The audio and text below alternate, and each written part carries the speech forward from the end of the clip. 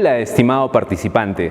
Te saluda el psicólogo Jorge Salas Rojas, integrante del Servicio Médico Primario de la Universidad Nacional del Altiplano, Puno. En este cuarto módulo exploraremos los tipos de violencia basados en género y asimismo el acoso en el contexto académico o bullying por orientación sexual e identidad de género.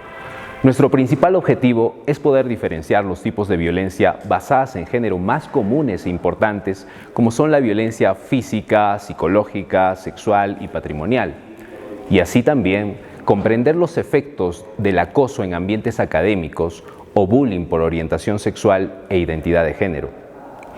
Es importante recordar, la violencia también puede ser ejercida contra un hombre cuando insultamos, empujamos, denigramos de manera física, sexual o psicológica de una mujer hacia un varón.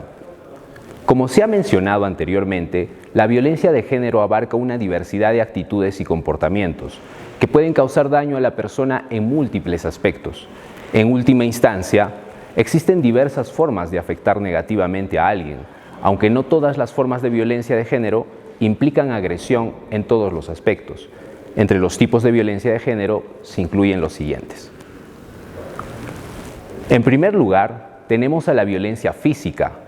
Esta es la más visible y reconocida. Se caracteriza por actos de agresión intencional con el propósito de causar daño a la integridad física de otra persona.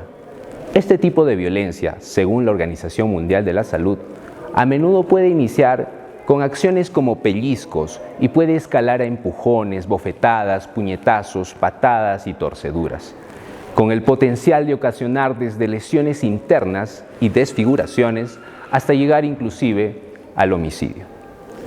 Los efectos de este tipo de violencia pueden ser duraderos e incluir cicatrices físicas y emocionales, enfermedades crónicas, lesiones graves y leves, además de dejar secuelas psicológicas significativas. Cabe mencionar que en la Ley 30364, Ley para prevenir, sancionar y erradicar la violencia contra las mujeres y los integrantes del grupo familiar, en su artículo 8, inciso A, se incluye el maltrato por negligencia, descuido o por privación de las necesidades básicas que hayan ocasionado daño físico o que puedan llegar a ocasionarlo, sin importar el tiempo que se requiera para su recuperación. El segundo tipo de violencia de género más común es la violencia psicológica, y esta se refiere a la perpetración de actos agresivos, intimidantes, amenazantes o violentos entre dos o más personas. Además, el trauma y las consecuencias emocionales de quienes sufren abuso psicológico suelen perdurar a lo largo de sus vidas, lo cual, según la Organización Panamericana de la Salud, este tipo de violencia ocasiona perjuicio a la salud mental a través de acciones como la perturbación, amenazas, manipulación, chantaje, humillación, aislamiento. También lo puede hacer a través de la vigilancia, hostigamiento o control sobre creencias, decisiones y acciones. Poniendo un ejemplo, si tu pareja o enamorado te celan constantemente con un afán insistente de saber dónde estás y te pide tu ubicación, o te acusa constantemente de infidelidad, te reclama o te prohíbe un cierto tipo de ropa, arreglarte, maquillarte, etc. O inclusive te impide visitar a tus familiares y amigos o te amenaza constantemente con abandonarte o terminar contigo, provocando en ti sentimientos de miedo o culpa que hacen que de alguna manera te tenga controlado o controlada, entonces estarías sufriendo de violencia psicológica.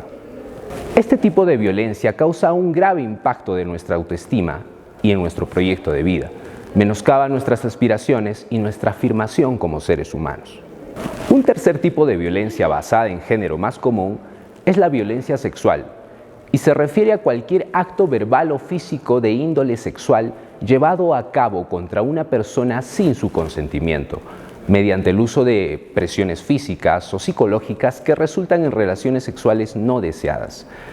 Estas incluyen actos que no involucran penetración o contacto físico alguno, como mostrar contenido pornográfico.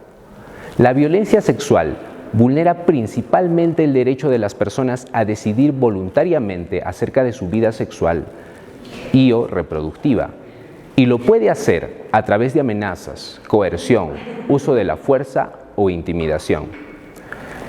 El que la violencia sexual haya sido reconocida como una vulneración de los derechos humanos ha facilitado que el problema se vea como un asunto de interés público y de competencia del Estado, dejando de verla como un problema privado e individual. La violencia sexual sigue siendo una de las modalidades menos denunciadas y con más problemas de acoso a la justicia.